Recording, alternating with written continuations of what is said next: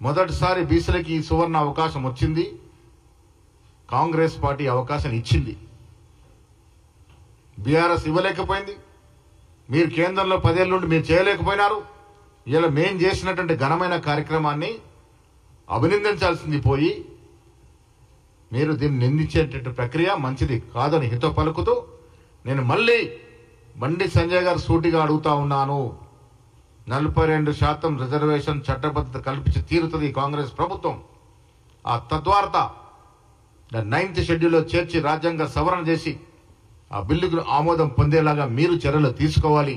మీరు నిజంగా ఓబీసీల పట్ల మీకు ప్రేమ ఉంటే మీరు కానీ మీ సహచరులు కానీ కేంద్ర ప్రభుత్వాన్ని ఒప్పించి మెప్పించి దానికి చట్టబద్ధత తీసుకురావాల్సిన మీ ద్వారా విజ్ఞప్తి చేస్తా ఉన్నాను. నేను మళ్ళీ చెప్తా ఉన్నాను, రేవంత్ రెడ్డి గారు మాట్లాడిన దాంట్లో ఏం తప్పు లేదు. 94లో వారి కులాన్ని అగ్రకులం నుంచి ఓబీసీ జాబితాలకు చేర్చడం జరిగింది. ఆ తర్వాత 99 2000లో ఈ కులాన్ని ఓబీసీలో చేస్తూ కేంద్ర ప్రభుత్వం నిర్ణయం తీసుకుంది. ఇది సాక్షాత్తు అమిత్ షా గారు కూడా 2024 ఒక ఫోరంలో మాట్లాడుతూ 10 ఫిబ్రవరి 2024 అమిత్ షా కూడా ఈ మాటను అంగీకరించినారు. మోడీ గారి కులాన్ని 94 ఆ ప్రాంతంలో కులంగా మార్చారని. జూలై 25, 1994 గుజరాత్ ప్రభుత్వం ఈ కులాన్ని ఓబీసీ జాబితాలో చేర్చింది. ఆ తర్వాత 99 2000 సంవత్సరంలో కేంద్ర ప్రభుత్వం దీన్ని అంగీకరించింది, చట్టబద్ధత ఇచ్చింది. ఇది వాస్తవం, చరిత్ర. దీంతో మనకు అర్థమయ్యేది ఏంటంటే మోడీ గారు పుట్టుకతో ఓబీసీ కులంలో పుట్టలేదు, అందుకే వారికి ఓబీసీల పట్ల ప్రేమ లేదు. ఇది రేవంత్ రెడ్డి గారు చెప్పదలుచుకుంది. ఇది వాస్తవం. ఆ చెప్పిన దాన్నే బీజేపీ ఎంపీలు కూడా చెప్తా ఉన్నారు. ఎస్, మా కులం 94 మోడీ గారి కులాన్ని 94లో ఓబీసీ జాబితాలో చేర్చారనే మాట వారు కూడా చెప్తా ఉన్నారు. వస్తున్నా ఆ పాయింట్కే వస్తా ఉన్నాను. రాహుల్ గాంధీదే కులము, రాజీవ్ గాంధీదే కులము. ఇవాళ రాహుల్ గాంధీ గారి తాత గురించి బట్టెబాజీ మాటలు మాట్లాడుతూ ఉన్నారు బీజేపీ ఎంపీలు. చరిత్ర తెలుసుకొని మాట్లాడాలి. త్యాగధనుల కుటుంబం.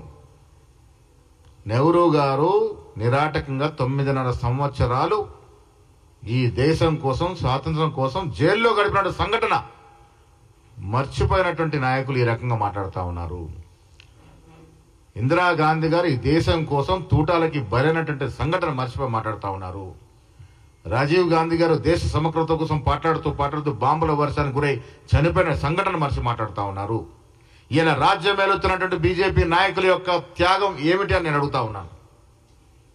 దేశ స్వాతంత్రంలో ఆనాడు ఈ పార్టీ యొక్క పాత్ర ఏమిటి అని అడుగుతా ఉన్నాను. దేశం కోసం ఇలా రాజ్యం ఏలుతున్నటువంటి నాయకులు ఎవరు ఎక్కడ ఏ త్యాగం చేశారో ఒక్కసారి చిట్టా విప్పాల్సిందని నేను మీ ద్వారా వారిని కోరుతా ఉన్నాను. త్యాగదనుల కుటుంబం గురించి మాట్లాడే ముందు మనం ఏం చేస్తాం ఒకసారి తెలుసుకుంటే మంచిదని మాట మాడుతా ఉన్నాను. రాహుల్ గాంధీ గారు ఏ కులమో దేశ ప్రజలందరికీ తెలుసు. రాహుల్ గాంధీ యొక్క నైజం కులాలకు అతీతంగా, మతాలకు అతీతంగా, ప్రాంతాలకు అతీతంగా దేశం కోసం పోరాడుతున్నటువంటి గొప్ప మహనీయుడు. నిజంగా కులం అడుగుతున్నారు కదా మీరు, ఈ దేశవ్యాప్త కులగణన చెయ్యండి.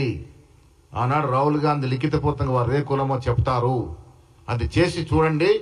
రాహుల్ గాంధీ గారి కులం ఏంటో మీకు స్పష్టంగా సంతకం పెట్టి మరీ చెప్తారనే మాట కూడా ఈ సందర్భంగా మనవి చేస్తాను. దమ్ము ధైర్యం ఉంటే మరొకసారి బీసీల గురించి మాట్లాడాలనుకుంటే, బీసీల పట్ల మీ స్టాండ్ ఏందో ఇటు బీఆర్ఎస్ కానీ అటు బీజేపీ నాయకులను స్పష్టం చేయాలి. మీరు 10 ఏళ్ళు 11 ఏళ్ళు ముసుగేసుకొని దొంగ ఆటలాడి బీసీని వంచినారు. ఇలా మాకు చిత్తశుద్ధి ఉంది. కాంగ్రెస్ పార్టీ ఒక మాట చెప్తే నిలబడుతుంది కాబట్టి ఎన్నికల ముందు ఇచ్చిన వాగ్దానంలో భాగంగా ఇలా కుల సర్వే చేసి ఆ ఘనకార్యం చేసినటువంటి ఘనత కాంగ్రెస్ పార్టీది.